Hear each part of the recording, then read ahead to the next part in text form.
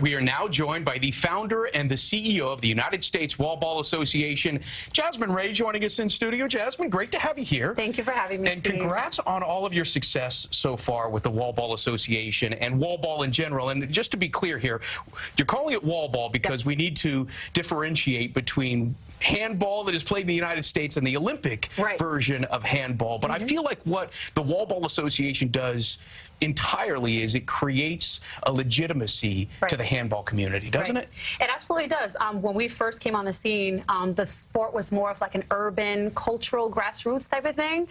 Had neighborhood rules, no real organization, no real tournaments, right? And so what we had to do in order, step one, to legitimize the sport is to create rules, some boundaries in playing the game, and then attract some sponsors, and then market the sport correctly. It feels like it's really what you've done is you've created a credible place to play handball. Yeah, absolutely. I mean, there's the infrastructure is there. You know, there's over 2,000 walls in New York City. And all you need is a wall and a ball. Literally a ball and a wall, right? And you have a game, and so that's what makes the sport so special. It's accessible. Well, and that's right. So you've added rules, or you've created rules of boundaries that are 100% set. And you have referees, and then the other key to it was creating a ball. Now, it's an interesting story because you were so adamant about having the right ball, you actually flew to China to oversee manufacturing of this ball? I did. So I flew to China out of frustration because I reached out to some ball manufacturers who didn't really want to do a deal with me. They didn't see how big the community was. And so I went to Echelon, I went to Penn Sports, I went to Head USA. Nobody wanted to do a deal. So I said, you know what? I'm going to find your manufacturer in China, and I'll manufacture my own ball. And you proved them right. That's exactly what I did. I lived in China for 10 days manufacturing this ball. Right. I did. And then they came to you? And then they came to me and said, you know what?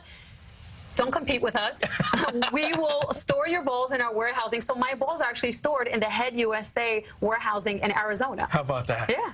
Well, I love the fact that handball is getting, so much attention, and now the next step is going to be, is it going to be an Olympic sport? So how difficult of a process is it for any sport to become an Olympic sport, and where are you guys right now in that process? Well, I think in any sport, first of all, you have to have the foundation, right? So we've already laid a foundation, creating the rules, training referees, and now it's just a matter of exposure and letting people know that we exist, that we play worldwide, not just in the United States, but there's 33 different countries that play the sport.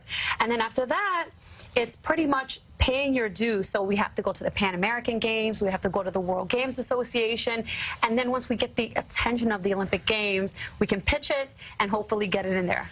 Well, given your drive, I imagine this is definitely going to be an Olympic sport in the near future. Give me 8 years, I'm there.